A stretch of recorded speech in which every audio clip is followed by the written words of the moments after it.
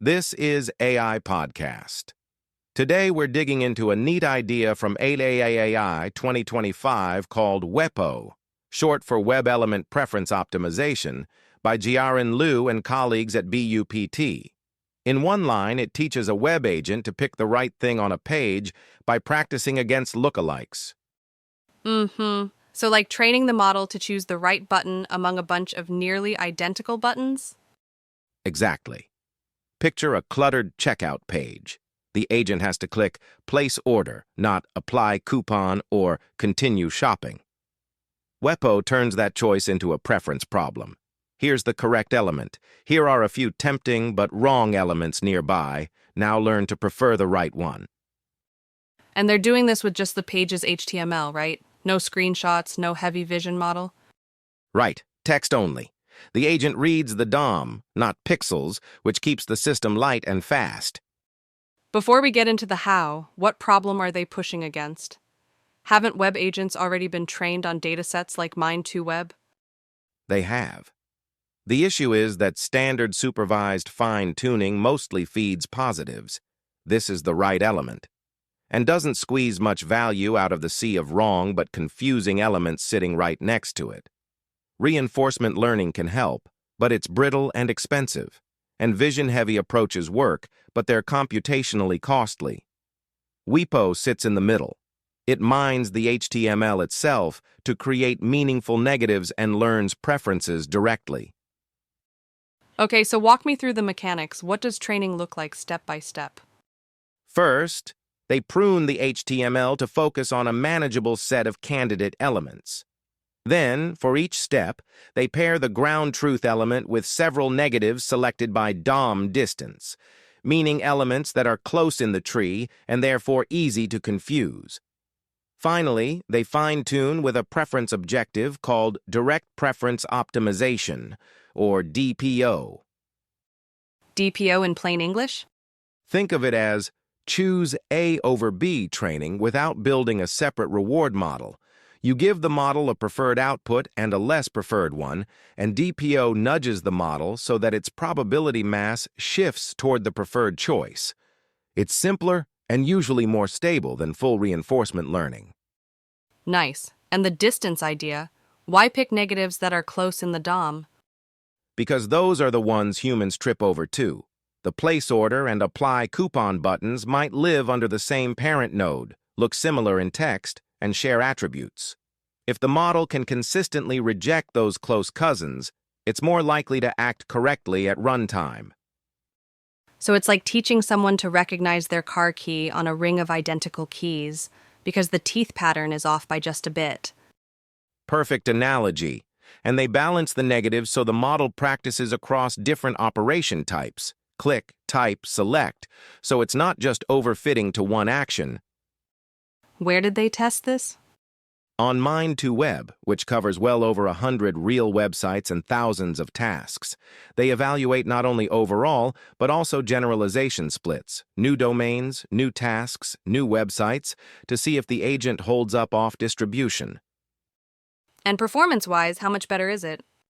The authors report state-of-the-art results on Mind2Web with a compact 8 billion parameter base model.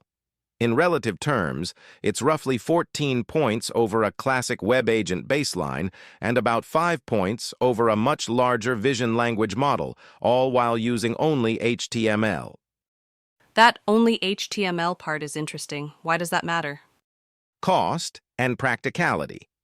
If you can avoid screenshots and big vision encoders, you get smaller memory footprints and faster inference. And many enterprise websites actually expose enough structure in the DOM for agents to act reliably if they learn to attend to the right nodes. Did they do ablations to show it's really the preference setup doing the work? They did. First, distance-based negatives beat random negatives by a couple of points, which suggests the hard negatives are pulling their weight. Second, they tested different negative to positive ratios and found a sweet spot around 1 positive to 3 negatives, good gains without ballooning training cost. They also introduced an element distance metric that basically measures how far in the DOM the model's pick is from the labeled element. With WEPO and larger base models, that distance shrinks, which is consistent with better grounding. I like that. They're not just counting wins, they're measuring how close misses are. Feels more diagnostic.